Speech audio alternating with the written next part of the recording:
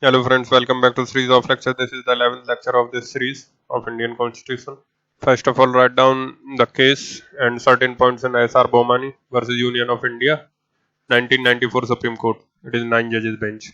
S.R. Bomai versus Union of India, 1994 Supreme Court, 9 judges bench. Write down the first point. Religious tolerance with mutual respect to all religion. Secularism means religious tolerance with mutual respect to all religions. State taking steps to ensure it is an not I. State taking steps to ensure equal protection to all individuals irrespective of their religion.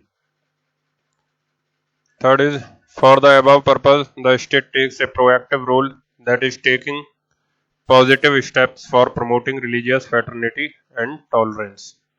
Then fourth is state will not interfere in purely religious matters, but it may control the secular activities associated with religion.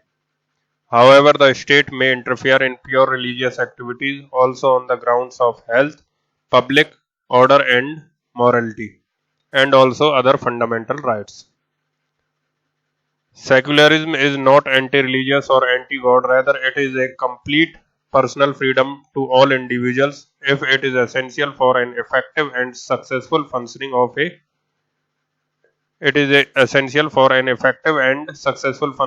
a democratic form of government. Then continue in point 5 only. Secularism is neither in West nor in India does completely a denial of God or denial of religion. Rather, secularism is about a complete personal faith.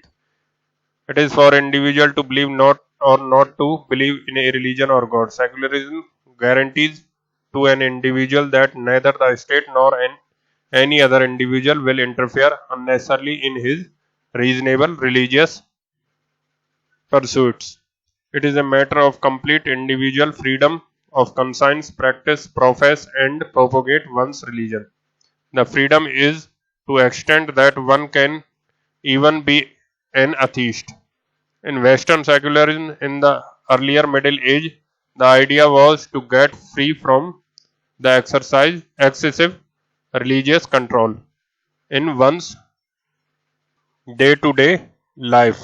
But that did not mean that one has to get free from God and religion. Rather, in that Western idea of secularism, also an individual is totally to follow one's religion. In India, in general, there was no problem of excessive religious control, and in fact, the religion was always a part and practice of one's daily life. Being a multi-religious society, the main aspect of secularism, apart from the state neutrality, non-discrimination, and non-interference, is religious fraternity, as India is and has been a multi-religious society. सो ये already discuss कर चुके हैं कि India में ऐसी कोई परेशानी थी नहीं जैसे कि वेस्टर्न कल्चर में थी, क्योंकि वो वेस्टर्न यूनि रिलीजियस था. India was always a multi religious society. There is distinction between freedom of religion and secularism. इस पे हम ऑलरेडी लिख चुके हैं. Then also see religion is more vulnerable और secularism is more vulnerable in terms of the society. कौन सा ज्यादा vulnerable होगा? Religion is a matter of internal to an individual and it generally will not cause any disruption in the society. As such, accepting that certain religious practices, profession and propagation may disturb the others, but it can be curtailed and controlled by the state on the grounds of public order, health and morality, and other fundamental rights. Religion per se does not materially affect cohesion bonds in the society. On the other hand, secularism is related to the state of mind if an individual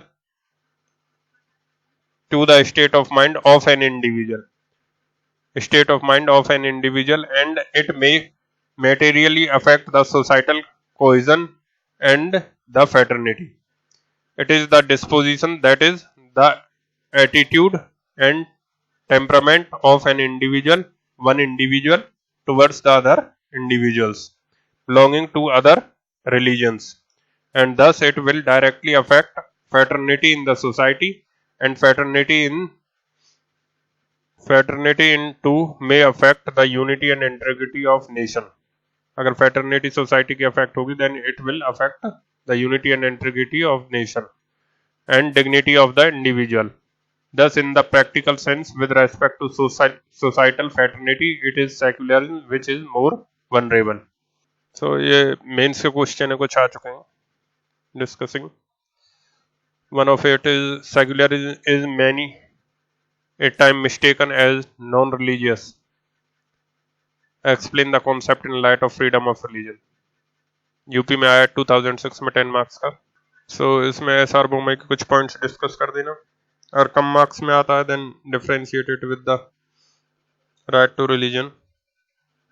if marks ज़्यादा marks में आता है then some points of the S R Bommai को is also write note about the secularism, then differentiate it with right to religion, freedom of religion.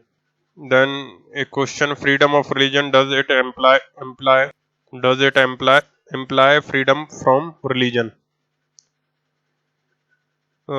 It means if a person does not follow any religion, do he have right under constitution? Suppose a person wants to be an atheist, does not want to follow any religion. Article 25 guarantees atheist also. That is the question. So Article 25 gives freedom of conscience, freedom of own mental thought. So Article 25 guarantees not only religious freedom, that is free to follow any religion.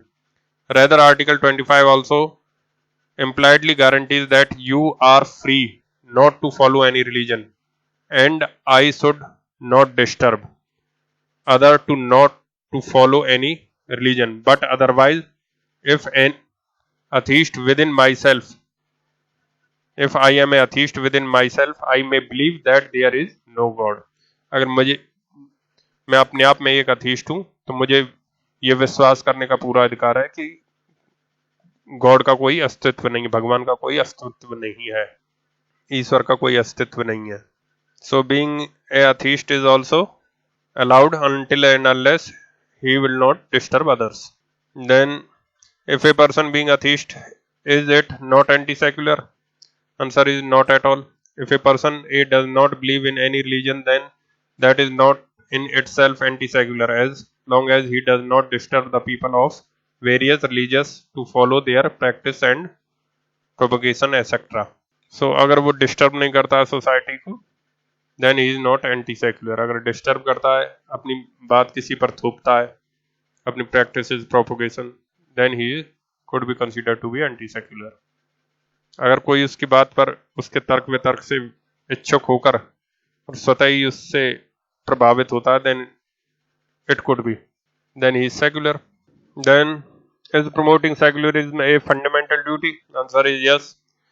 Clause B of Article 51A of the Constitution states that every citizen shall to cherish and follow the noble ideals of which inspired on our freedom struggle for freedom.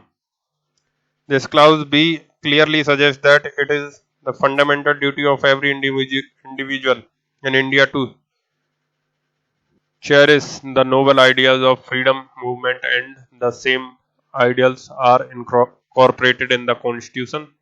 Hence, it is a fundamental duty of every citizen to cherish the essential principles and the values of the Constitution. Secularism is being one of such essential principle. It is the fundamental duty of every citizen of India to follow and to promote secularism.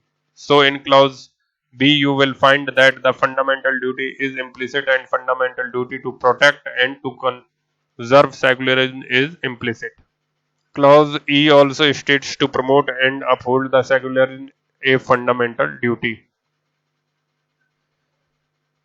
Then separating religion from politics, is it a proactive role of the state? The answer is yes. If the state uses religion as a tool for politics, then that is constitutional.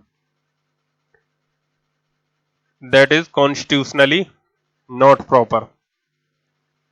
Politically, it may be proper, but practically it is not correct. Politically it may be proper, but constitutionally it is not in the spirit of the constitution. Religion should not be used for politics. Any political party which is doing so is not acting in the spirit of the constitution. But they do not do directly, they do indirectly and bypass the constitution. Separating religion from politics is no doubt a proactive role of the state so that the people's faith in the state government becomes greater. So अगर हम religion को से अगर religion पर politics करते हैं then that is constitutionally wrong. कहते हैं ना दैट धर्म से राजनीति होनी चाहिए, धर्म पर राजनीति नहीं होनी चाहिए. धर्म से राजनीति means politics with morals and ethics, और धर्म पर राजनीति नहीं होनी चाहिए. It means that politics on religion, religion की आड़ में रखकर, रिलीजन को सामने रखकर पॉलिटिक्स करना और लोगों की भावनाओं से खेलना, that should not be done by state. That is constitutionally not proper. And judgment is delivered by S.R. Bomai case. In S.R. Bomai case is S.R. Pandian Justice. Kindly search it on Google also. S.R. Pandian Justice. Also write the citation. Indian Young Lawyers Association versus the State of Kerala and others. That it decided on 28/9/2018. 5 judges constitutional bench. This case is a Sabrimala judgment. The judgment delivered by C.K. Chief Justice Deepak Misra and D.M. Khanwalekar. The constitutional bench by majority 4:1 held not allowing entry to the women to the age of 10 to 50 years in the Sabrimala temple is unconstitutional. Held that औरतों को रोकना from of this area in this age group is unconstitutional. Justice Indu Malhotra rendered a dissenting opinion in this 4:1 majority में. Let's see some highlights. What held? Custom or usage of prohibiting women between the age of 10 to 50 years from entering the Sabrimala temple is violative of Article 25(1) and violative of Kerala Hindu Places of Public Worship Act 1965, made under Article 25(2) Clause B of the Constitution. Devotees of Lord Ayodhya. Sorry, it is Ayappa. Ayodhya temple wala. That is not Ayodhya. Devotees of Lord Ayappa are exclusively Hindus and do not constitute a separate religion denomination. So there Lord Ayappa की पूजा होती है and it is said by the Supreme Court जो devotees हैं Lord Ayappa के are exclusively Hindu. वो उतने ही हिंदू हैं जितने कि अयोध्या राम मंदिर में होता है और कृष्ण जन्मभूमि मथुरा और इन द्वारका गुजरात में या फिर रामेश्वरम. तो जितने डिवोटीज उनके हिंदूज हैं उसी प्रकार से लॉर्ड अयप्पा के डिवोटीज भी उतने ही हिंदू हैं जितने अदर हिंदू टेम्पल्स के डिवोटीज हिंदू हैं. And do not constitute A separate religious denomination, और ये कोई सेपरेट डिनोमिनेशन क्रिएट नहीं करते रिलीजियस का. सो उन टेम्पल्स में अगर अलाउड है, so why it is not allowed in this. Freedom of conscience and the right to freely profess, practice and propagate religion is available, though subject to restrictions given in Article 25 Clause 1 itself to every person including women. Then the exclusionary practice being followed at the Sabrimala temple by virtue of Rule 3B of 1965 rules violates the right of Hindu women to freely practice their religion and exhibit their devotion towards Lord Ayappa. The practice of exclusion of women of the age group of 10 to 50 years being followed at the Sabrimala temple. cannot be regarded as an essential part as claimed by the respondent board. जो respondent का board था जो मंदिर का, उसने claim किया था कि औरतों का जो एक्सक्लूजन है that is the essential part of worship. Court ने डिनाई कर दिया that could not be considered to be essential. Their denial cannot be considered regarded as essential part. Rule 3B of 1965 Act is ultra vires the 1965 Act. The Supreme Court held it is ultra vires rule.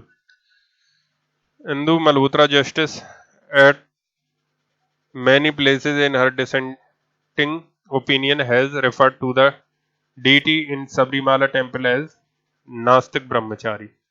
So, fifth point tak is, this is not important. You can refer these 4, 5, 6 point. Main point is this, that you cannot make a separate religious denomination by creating certain practices. And the rule 3B of Kerala Hindu places of public worship authorization of entry rules 1965 rule 1965, which states that women at such time during which they are not by custom and usage allowed to enter a place of worship was the basis of the practice of excluding women of age group of 10 through to 50 years to enter the temple. These rules were framed under section 4 of the Kerala Hindu places of public worship authorization of entry Act 1965. So this rule is held unconstitutional, but this judgment is in review, so I am not much emphasizing